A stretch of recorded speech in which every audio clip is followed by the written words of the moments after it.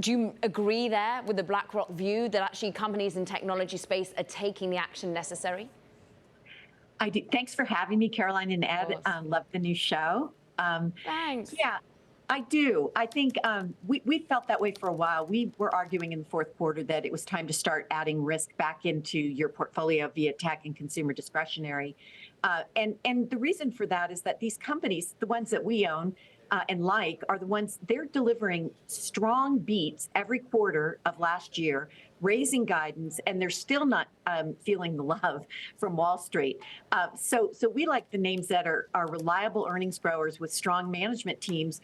And yeah, I mean, technology and energy are the two most productive sectors on a revenue per employee basis. And if you just look at it, just use Apple as an example, they're at per employee, it's $550,000 in revenue versus the rest in the market, $140,000. So they're already very productive companies, and yeah, some of them got very fat, and they've had to shed employees, and I think that's a good thing for the bottom line. But the two companies that we like the most haven't had to do that because they managed through the pandemic pretty well. Yeah, Nancy, I want to get to some of those specific names, but I do feel like there's energy in this idea around a more hawkish Fed, and it's really relevant to the technology sector. You know, PCE Friday was the latest of a series of data points and Fed speak that kind of changed the mindset, it seems like, at least in the short term. Do you agree with that? Well, Ed, I've been pretty critical of the Fed, and I think I understand why the market hasn't believed what they said. These are, you know, we've said we thought that inflation peaked in June, that it rises mostly symmetrically and on the same on the way down, but it's never linear. So, you know, the market's paying such close attention to numbers that ultimately get revised, and they're not looking so much at the trends. So I see this as an opportunity to step in and continue to buy these names, because as soon as the market stops trading on interest rate fears and starts trading on the fundamentals, these names are going to be, you're going to be well positioned for the next 3 to 5 years, which is our investing time horizon. Nancy, you teased us with two specific names that you're excited about. Would you care to share a little bit more about what they are? Yeah, so I'm actually hiding out at Incline Village trying to finish my book, but teasing a book as well. Wow. No end of teasers. But yeah, so the two names that we like the most, one just reported, and of course it has had a nice run from the report, but that's Palo Alto Networks. So what we have said in our portfolios is we want to own old economy companies that are embracing the digital and AI revolution, and then the suppliers of those tools. And so Palo Alto is a cloud cybersecurity company. They beat on revs, they beat on billings. Their next-gen security software is up 63%. Gross margins beat. I mean, there's nothing not to like about this company and the report. So that's one. And then the other is a neighbor of yours, ServiceNow. Bill McDermott is by far the best CEO in corporate America, in my view. They turned in an excellent quarter. They beat and they raised, and their margins are holding up very nicely. So solution on the cloud, Palo Alto's cybersecurity solution, and I think both those names are members of our 12 Best Ideas portfolio. Well, shout out for Bill, who's joined this show many a time.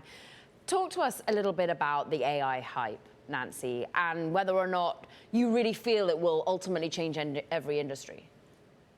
I do think so, Caroline. However, you know, we're early innings. One of my colleagues chat GPT'd me, and I learned a lot of things about myself that I didn't know. So there are problems, right? And then there's the creepy factor. But if you look at a company like Deere, they are using AI to target fertilizing a single seed. And this becomes very important as young people don't want to become farmers, as we're hitting up against a structural labor shortage in this country. I really do believe I'm the last baby boomer still working. The people that retired are not coming back. And so I think we have to solve our problems with technology. And many companies are doing it simplistically, like a public storage that allows clients to sign up and access their storage locker without any human contact, all the way to Xylem, which is correcting water infrastructure problems digitally from a central area, and it's 1.5 times more profitable. So I do think it's real. I think AI is, as I said, early. in the innings, and that's also why we like a name like Microsoft. That's also in our 12 best ideas portfolio. They sort of span the gamut of cloud and AI, and I think you have to be exposed. So we're looking for opportunities all the time. Nancy, always owning your experience, not what generation you were born in. Just tell us a little bit, lastly, about where you look now. We've all been sort of perhaps trading off earnings. We're now looking towards, margins, a focus on efficiency.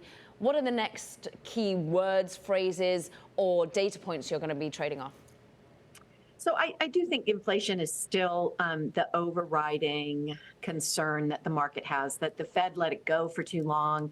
And this, Ed, being a Californian, you get a controlled burn and it can easily turn into a wildfire. And that's really what we saw. And so now the question is, can they rein it back in? I think the leading indicators that we look at indicate they can. I also think the leading indicators indicate we're going to go into a mild recession. And so those are the key words that the algos and the hedge funds are going to be trading off. And we're going to use that volatility as an opportunity to add to holdings in our portfolio.